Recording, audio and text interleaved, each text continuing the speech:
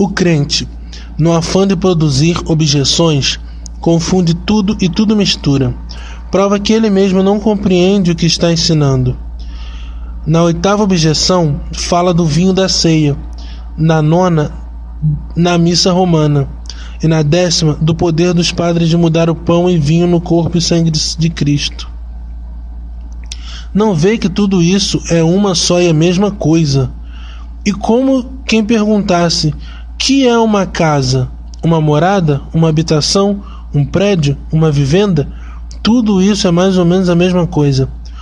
Uma tal mixórdia mostra que tais crentes vão copiando um dos outros essas objeções, sem lhes compreender a significação.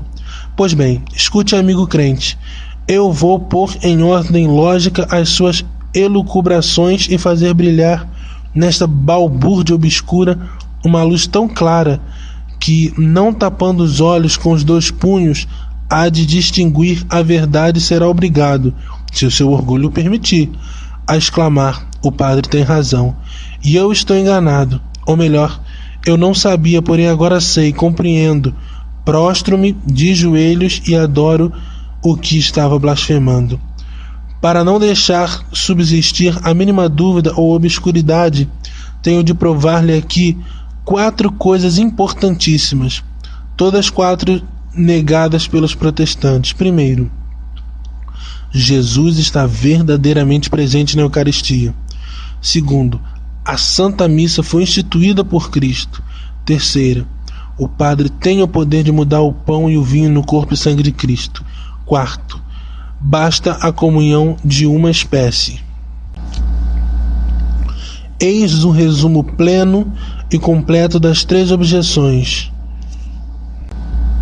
e mais qualquer coisa que não soube objetar porque eu ignorava. Podia limitar-me em citar simplesmente o texto pedido, porém, escrevendo tanto para robustecer a fé dos católicos quanto para refutar os erros protestantes, quero fazer uma exposição sucinta, clara e insofismável do mais belo e mais sublime mistério da nossa santa fé, a Sagrada Eucaristia. Então comecemos pela presença real. Os protestantes odiernos, pelas suas contínuas mudanças, são milhares de divisões em seitas, não acreditam mais na presença de Jesus na hóstia consagrada. Lutero, menos tolo que seus netinhos, sempre acreditou na presença real de Cristo na Eucaristia e encarregou-se de responder ele mesmo às objeções de seus degenerados filhos. Em carta a seu amigo argentino, falando sobre o texto evangélico, Isto é o meu corpo, ele diz: eu quereria que alguém fosse assaz hábil para persuadir-me de que a Eucaristia não se contém senão pão e vinho. Esse me prestaria um grande serviço. Eu tenho trabalhado nessa questão a suar, porém confesso que estou encadeado e não vejo nenhum meio para sair daí. O texto do Evangelho é claro demais. O mesmo Lutero diz ainda: que me apresentem a sua Bíblia e mostrem-me onde se acham estas palavras: isto é o sinal do meu corpo. Uns torturam o pronome isto, outros apegam-se ao verbo é, um terceiro dilacera a palavra corpo, outros, enfim, tratam como algo o texto inteiro.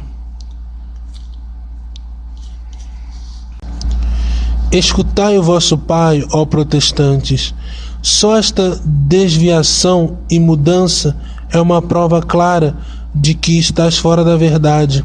A verdade não muda. O vosso ensino mudou e muda. Está, pois, errado. Escutai ainda Lutero refutar a vossa ousadia.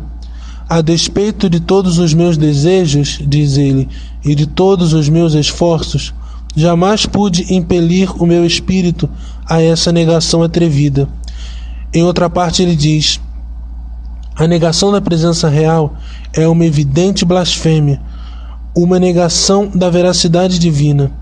Ele chama aqueles que a negam um bando de miseráveis endiabrados. Ixi. Mas, então, Ó protestantes, qual é a vossa religião? Não é a da Bíblia? Pois a Bíblia diz o contrário.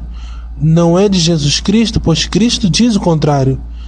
Não é a da Igreja Católica, ela também diz o contrário. Não é a de Lutero, pois o próprio Lutero diz o contrário. De onde vem a vossa religião? De onde? Se não vem nem de Deus, nem dos homens, de onde vem? Respondei, só sendo do demônio. Pobres protestantes, a vós também Cristo poderia repetir as palavras que dirigiu aos fariseus. Por que não podeis ouvir a minha palavra? Vós tendes por pai o demônio, e quereis fazer os desejos de vosso pai. Ele foi homicida desde o princípio, e não permaneceu na verdade, porque não há verdade nele. Quando diz a mentira, fala do que lhe é próprio, porque é mentiroso e pai da mentira. Mas a mim, quando fala a verdade, não credes. Eis o que Cristo vos brada. Ele afirma que está presente, e vós negais. Lutero, vosso pai, apesar de seu desejo de negar este mistério, declara ser impossível fazê-lo, porque o Evangelho é claro demais. Entretanto, vós, protestantes, tendes a ousadia de fazer tal negação. Só o demônio. Tenho dó e compaixão dos pobres ignorantes, iludidos pelos pastores satânicos que enganam por interesse ou orgulho. Porém, sinto a indignação invadir-me contra aqueles que Lutero chama um bando de miseráveis endiabrados. Notai isso, pastores. O epíteto não é meu, é um mimo do vosso pai Lutero. Vós, pastores, ou sois ignorantes, estupendos, ou sois perversos, desavergonhados. No primeiro caso, precisais estudar para conhecer a verdade. No segundo caso, é preciso criar sinceridade, não enganar os pobres cristãos, que fazeis apostatar, renegar a fé de seus pais, para adotar uma seita em que vós mesmos não acreditais, nem podeis acreditar. Um homem inteligente não pode acreditar no protestantismo, porque é uma balbúrdia, um labirinto sem saída, uma pura negação. Sois vós os culpados, ó pastores, vós que vos intitulais ministros, sem missão e sem autoridade. Vós que explicais a Bíblia, dizendo ao mesmo tempo que a Bíblia não precisa de explicação, porque é clara como água cristalina. Sois vós os culpados.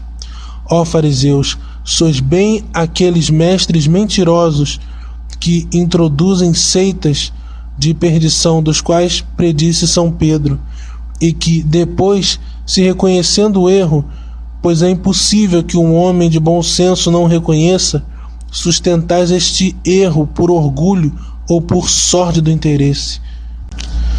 Se o apóstolo Paulo ainda estivesse na terra, vos escreveria com mais veemência ainda do que escrevia aos romanos.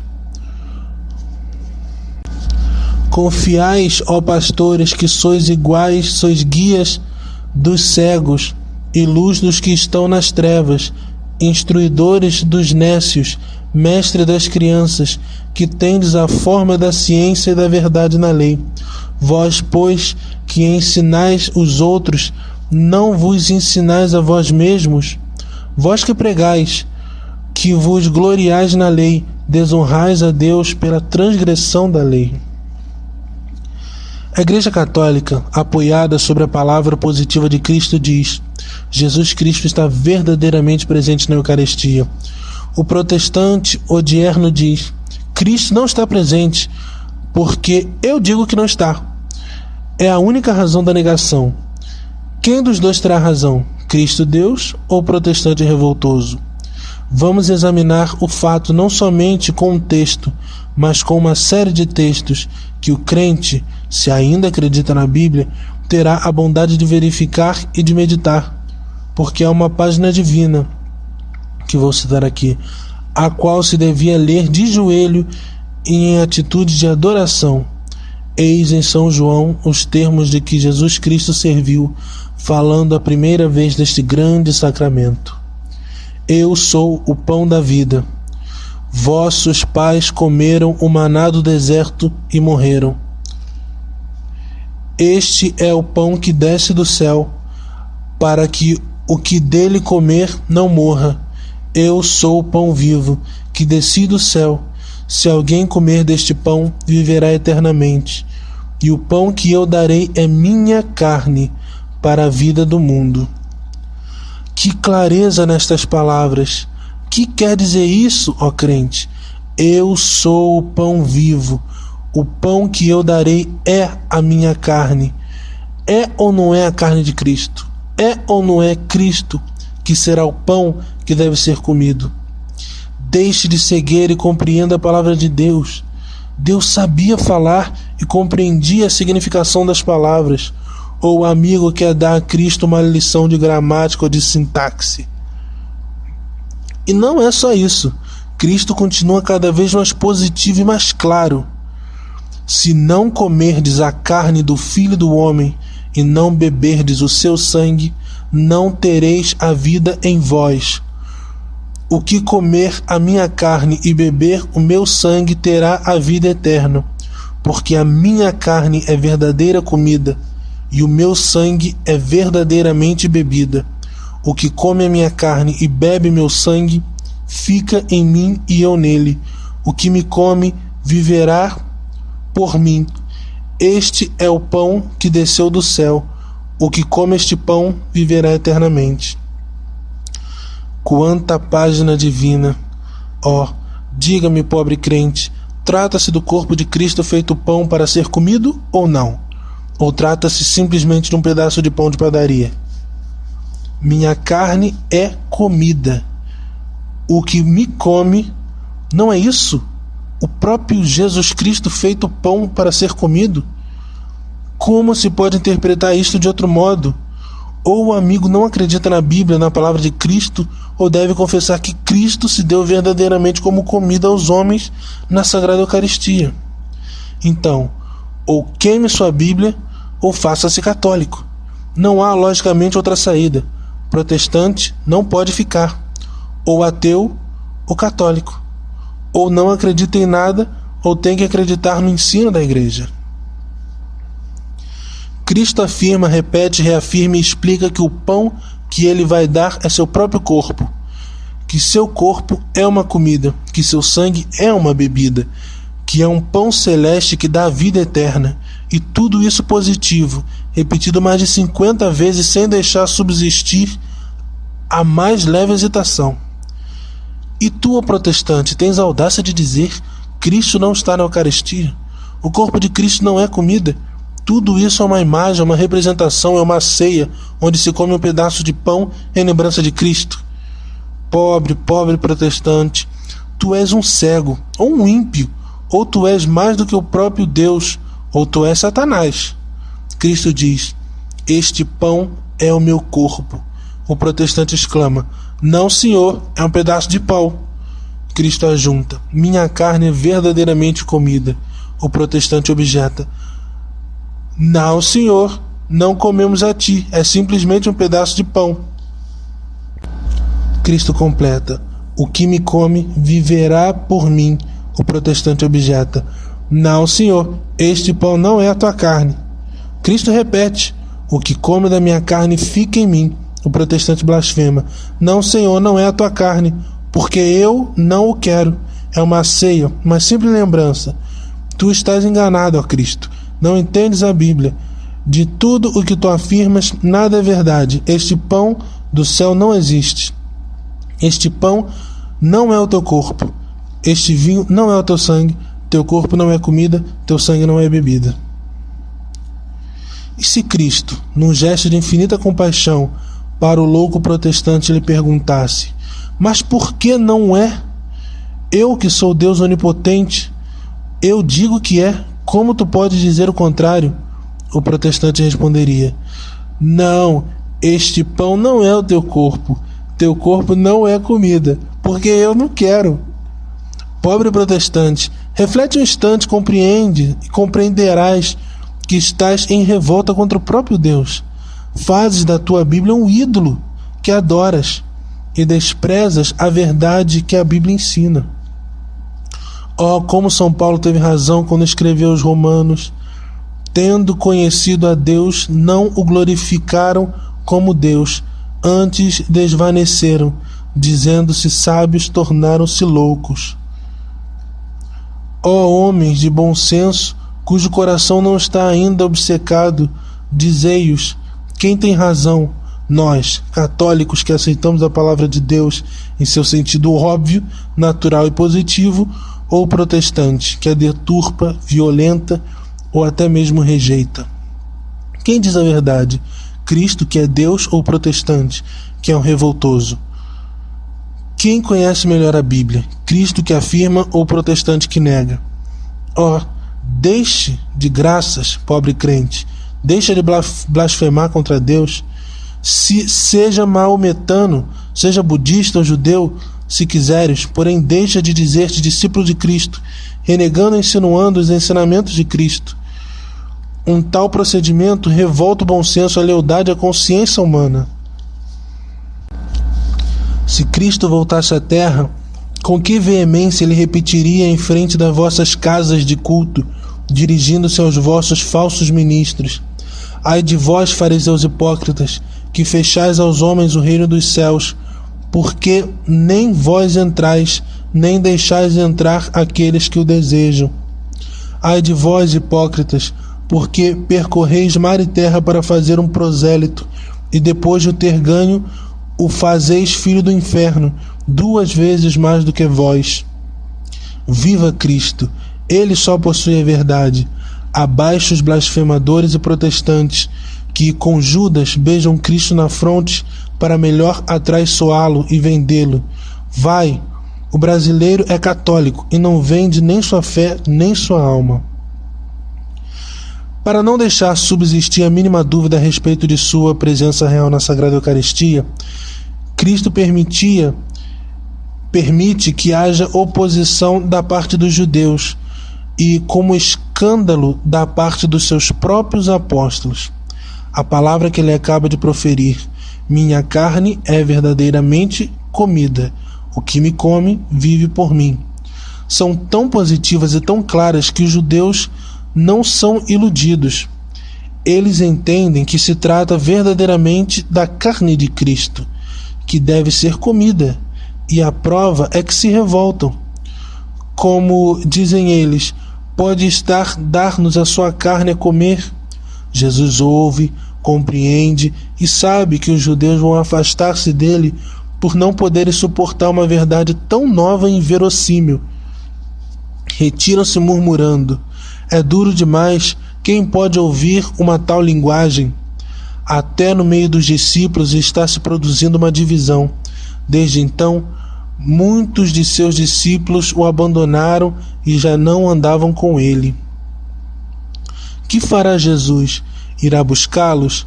Se fosse simplesmente uma comparação, uma figura, um tropo, não devia ele dissipar o equívoco? Entretanto, nada disso. Vira-se do lado dos seus apóstolos e, num tom que não admite réplica, pergunta a queima-roupa: e vós, também quereis abandonar-me? É como se dissesse: é a tomar ou a deixar, a verdade é esta e não muda. E foi nesta hora que São Pedro lançou este sublime brado de fé: Senhor, para quem havemos de ir? Tu tens a palavra de vida eterna, e nós cremos e conhecemos que Tu és Cristo, o Filho de Deus. Como tudo isso é sublime, é divino, é a cena da promessa da Eucaristia, não é a instituição ainda, porém, vê-se como Jesus preparava o espírito dos seus apóstolos para a cena inaudita da instituição deste divino sacramento. Ó pobre protestante, seja sincero e diga-me: seria possível Cristo ser mais claro e mais positivo? E de outro lado, seria possível, seria o extremo do ridículo, seria possível Cristo empregar palavras tão majestosas para prometer-nos simplesmente um pedaço de pão que devemos comer em sua lembrança? Não sentes, ó crente, que seria indigno de Deus fazer um tal discurso, expor-se a perder seus discípulos fiéis escandalizar judeus e apóstolos unicamente por causa de um pedaço de pão? Não, é impossível. Jesus Cristo fala aqui de seu próprio corpo, que deve, na Sagrada Eucaristia, ser o alimento vivo das nossas almas. O erro é impossível. Não há outra saída senão a revolta e a blasfêmia. É o que disseram os discípulos infiéis. É o que estás fazendo, pobres protestantes. Crer ou blasfemar. Não quereis crer na palavra divina, por isso blasfemais a mais sublime das invenções do amor de Deus, repetindo em pleno século de luz o brado revoltoso dos fariseus do Evangelho. Não é a carne de Cristo, é simplesmente um vulgar pedaço de pão. O espírito dos apóstolos estava admiravelmente preparado para receber o dom da Eucaristia. Por isso, na última ceia, não há mais nem discussão, nem contestação, nem admiração. Os apóstolos conhecem o coração do Divino Mestre, conhecem o seu poder, sabem o que ele vai fazer, calam-se e adoram. Leia as palavras da instituição. Tudo é de uma simplicidade divina e de uma clareza mais divina ainda. O dia está escolhido, é a véspera de sua morte, em meio das ternuras laçarentas do adeus, neste momento onde, deixando aqueles que se amam, falam-se com mais coração e com mais firmeza, porque, estando para morrer, não se estará mais para explicar ou interpretar as próprias palavras.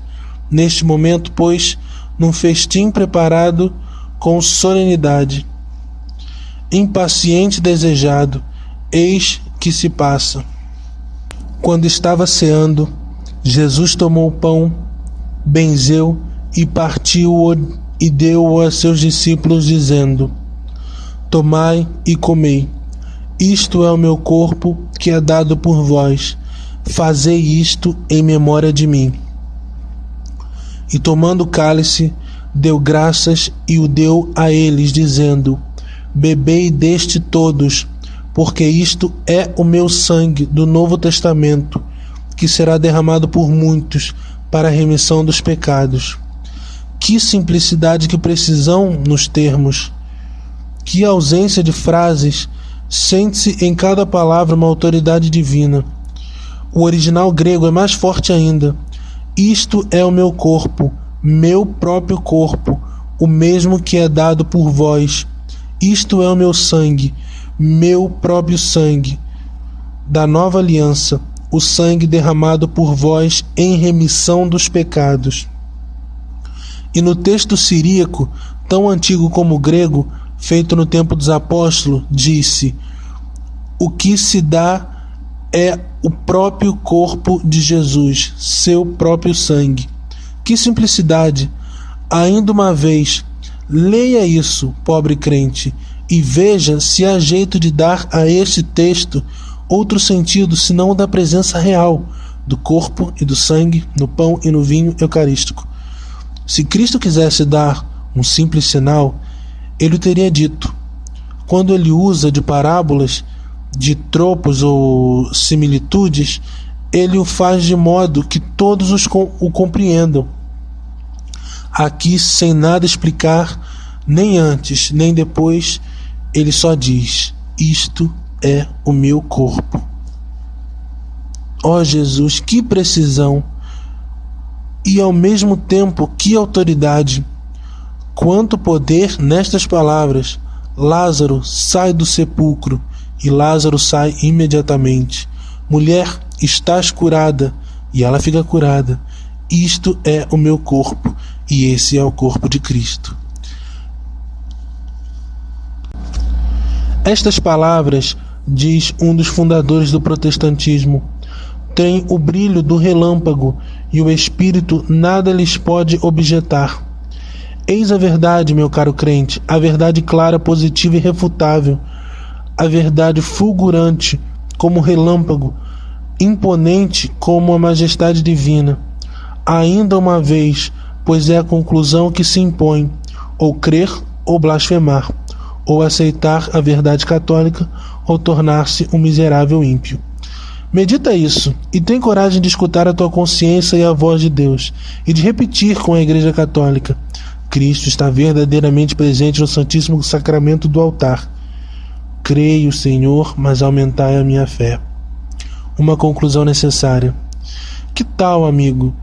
Não basta ainda textos da Sagrada Escritura para provar as verdades que tem ousadia de atacar? Já citei uns 20 textos que provam explicitamente que Cristo está verdadeiramente presente na Sagrada Eucaristia. Podia duplicar esses 20 textos e citar muitos outros. Podia até perfazer um total de 100 textos. Porém, pedindo apenas um e tendo já citado uns 20, para que serviria a lista comprida e necessariamente fastidiosa de tantos textos que provam a mesma verdade?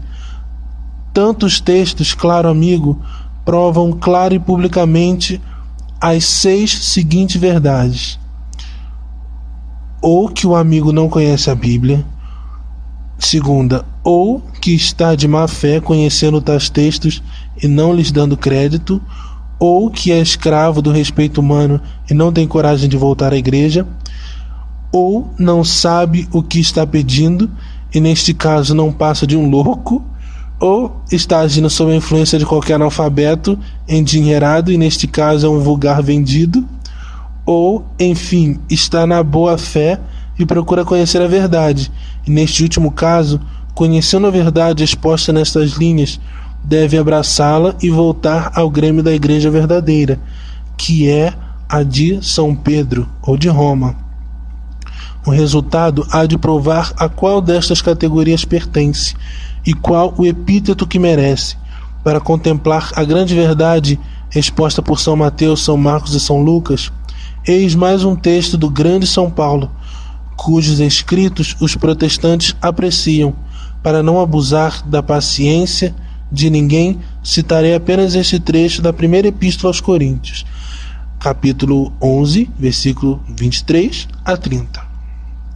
Eu recebi do Senhor, que na noite em que foi traído, tomou o pão, e tendo dado graças, o partiu e disse: Tomai, comei, isto é o meu corpo que será entregue por vós.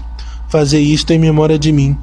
Do mesmo modo, depois de cear, tomou o cálice, dizendo: Esta é a nova aliança no meu sangue. Fazei isto todas as vezes que beberdes, em memória de mim. Porque todas as vezes que comerdes este pão e beberdes este cálice, anunciais a morte do Senhor, até que venha. Portanto, qualquer que coma este pão ou beba o cálice indignamente, será culpado do corpo e do sangue do Senhor. Examine-se, pois, o homem a si mesmo, e assim coma deste pão e beba deste cálice. Porque o que come e bebe indignamente, come e bebe para si a sua própria condenação, não discernindo o corpo do Senhor. Por causa disto, há entre vós muitos fracos e doentes, e muitos que dormem o sono da morte. Vamos lá, agora, meu caro crente, e diga-me com sinceridade: acredita na Sagrada Escritura ou não acredita? Qual é o sentido óbvio deste trecho citado? São Paulo diz, com esta lógica que lhe é peculiar: quem come este pão indignamente será culpado do corpo do Senhor. E ainda no mesmo sentido, o que come indignamente come a sua própria condenação, não discernindo o corpo do Senhor. Que quer dizer isso? Uma criança é capaz de responder. São Paulo diz que comungando indignamente somos culpados do corpo de Jesus Cristo. Ora, como é que alguém pode ser culpado do corpo de Cristo se este corpo não estiver no pão que come? Comer pão da padaria sem devoção e com a alma manchada pelo pecado pode ser um crime? Não. E como alguém pode comer a sua própria condenação engolindo um pouco de pão? Tudo isso é o cúmulo do ridículo, e só um crente obcecado é capaz de sustentar um tal absurdo. Aliás, São Paulo é positivo, e como para refutar de antemão as ímpias asserções dos crentes, ele ajunta e explica: é culpado do corpo do Senhor e come a sua própria condenação quem não discerne do corpo de Cristo de um vulgar pedaço de pão. E come este pão indignamente sem purificar a sua alma e o seu coração. A gente só responde por aquilo que come. Se o crente tomar uma dose de mercúrio ou de estricnina, é culpado de ter tomado estes venenos, mas tomando simplesmente pão, não pode ser culpado de ter tomado veneno. Prova de que este pão celeste de que fala São Paulo e de que tanto falou o próprio Cristo é verdadeiramente o corpo de Cristo. Por isso, conclui o apóstolo: examinai-se o homem para ver se está em graça com Deus, antes de comer deste pão. A dúvida é, pois, impossível. Ou é preciso rejeitar a Bíblia inteira, ou declarar-se ateu, ou é preciso aceitar a verdade 100 vezes repetida, explicada e comentada pela mesma Bíblia. Porém, ler a Bíblia, dizer que se acredita na Bíblia, proclamar-se crente da Bíblia e negar uma verdade cristalina, positiva e afirmada tantas vezes na própria Bíblia, seria de uma inconsequência de louco, ou então de obcecação de um ímpio. Escolhei, pobres protestantes, pobres vítimas do fanatismo cego, ignorante e interessado de uns homens sem consciência, que se intitulam pastores e que são, no dizer de Cristo, lobos devoradores, vestidos na pele de cordeiros, para mais facilmente iludir, enganar e perder as almas.